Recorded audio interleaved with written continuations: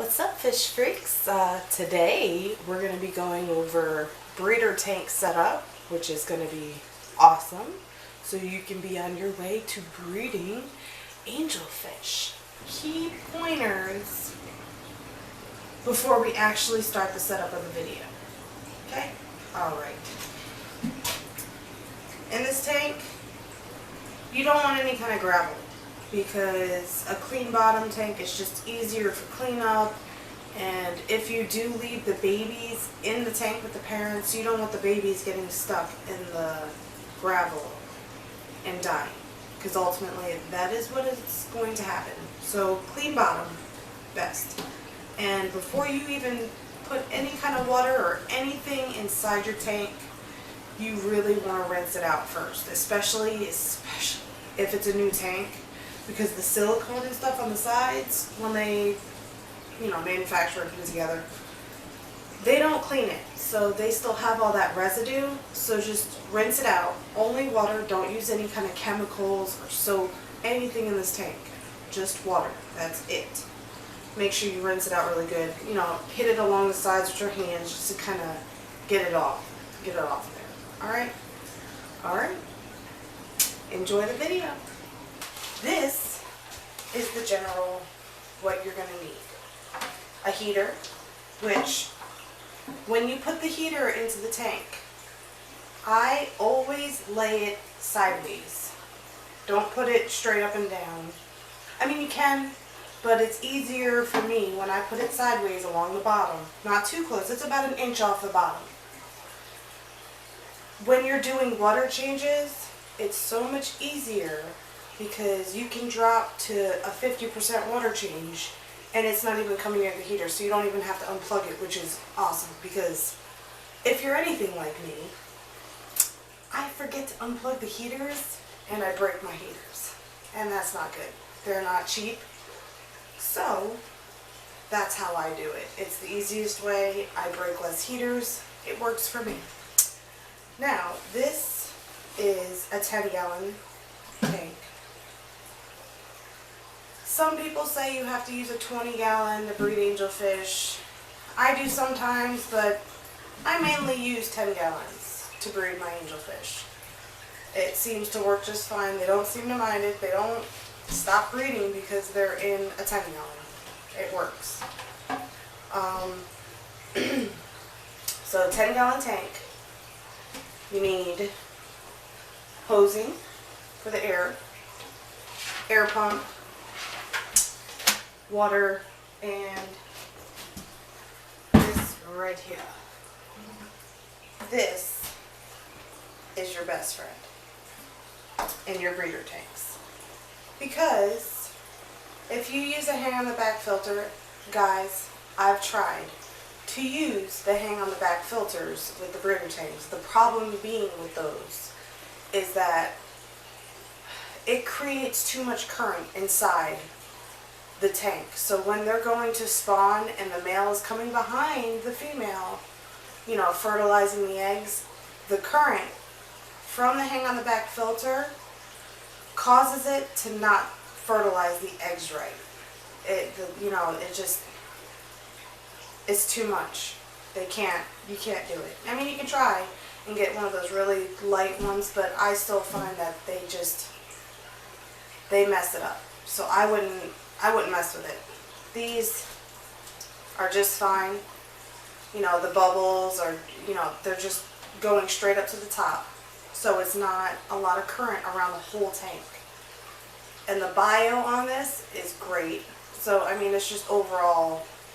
And then if you decide to keep the babies inside the tank with the parents, you don't have to worry about the babies getting sucked up into the filter, which is another awesome feature. So this is great for breeder tanks and also fry tanks. Awesome stuff. Now I'm going to show you another setup for babies and a setup for the tank, 1 gallon tanks for the babies, which is, I find it a lot easier. I don't keep my eggs in the tank with the parents. It throws off their breeding schedule, and I just don't do that. So this is awesome. And didn't bring any scissors, so we're just going to use this whole thing. Slide it through. Right there. Now guys, on eBay, I'm just going to tell you that these filters right here, if I can get it on, these filters are really, really cheap on eBay. But be very choosy where you go through, because, or who you go through, because sometimes you can just get really crappy quality from them, and it's just, so good. You want to go cheap, but also don't skimp on the quality, because then your fish only suffer from it. And I cannot get this hose on here. I'm having a lot of trouble. There we go. There we go. And then simply just slide it back over to right there. There you go. Put the end on your air filter. Now this is your basic setup. Now I'm going to get scissors to cut this line with so it's not in the way. I will be right back. And I'm back. Alright. I got scissors to cut the line with. There we go.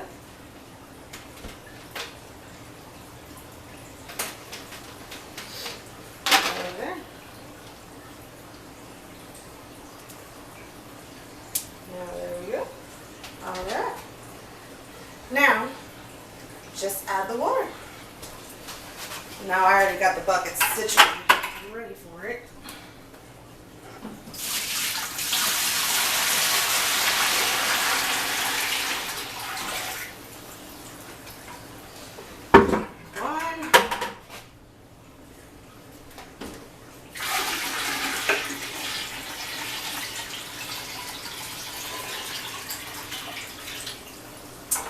That should be good enough to show you guys how the setup goes. Now you guys can fill it right up to the top, of course. Right. Plug this baby in so that you can see. See, it kind of just gives the surface a good ruffle, but it's not completely churning all the water like a hang on the back filter does. You know, it pulls it from, it just creates a circle effect through the whole tank. So when your male is trying to fertilize those eggs, the sperm is just, it's not gonna work. And that was another trial and error thing of mine, because I wanted the hang on the back because I thought it would be more biological and chemical filtration. I thought it would be better. But simple things make your life easy. It's just, don't make my mistakes, just use that filter. The bio filters, they're awesome. The fish love them because they create all that biological. And then, alright, now, so you got your air filter heat to make this a complete breeder tank. Now you can use this tank now for babies or, you know, any other fish that you really like. Except for like discus. This is a little too small for discus. But babies, anything like that, right now you can use this tank for. To make it a breeder tank, I use the suction cup, and this is the slate. This is what they're going to lay the eggs on. Or you can use, you know, Amazon sword plant, the leaves. That's what they usually in the wild naturally lay their eggs on. I use slate. It's easy to take in and out of the tank. It's just, that's what I normally do. So you put the suction cup on the bottom of the tank. Now what the suction cup is for is so that the slate doesn't keep slipping and falling. That sucks. So I use the suction cup and I kind of just lean that slate up against the suction cup. And you want it at like a 30-degree angle, so you know it's more comfortable for them that way.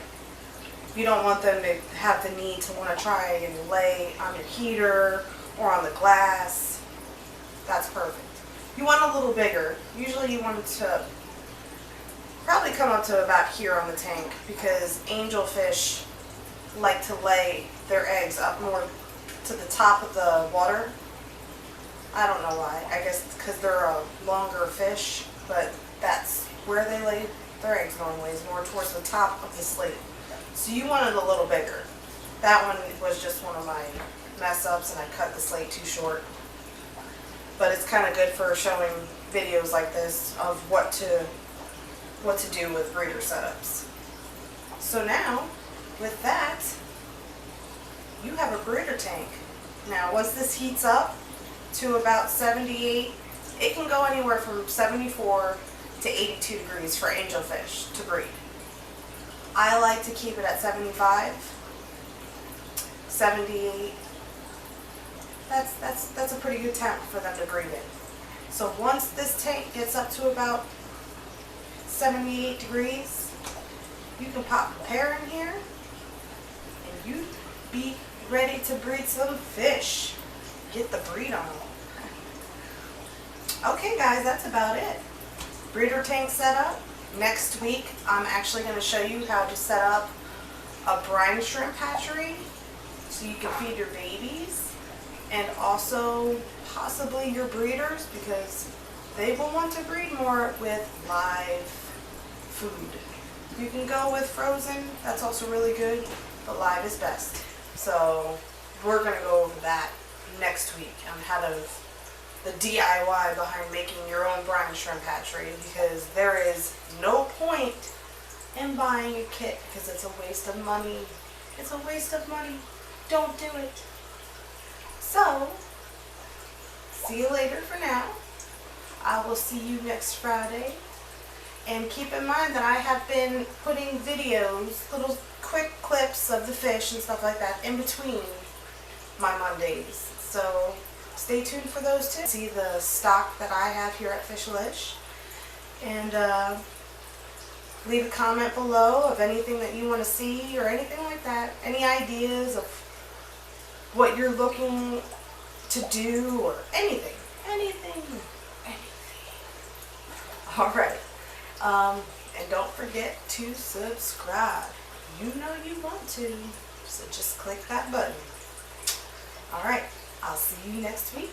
Bye.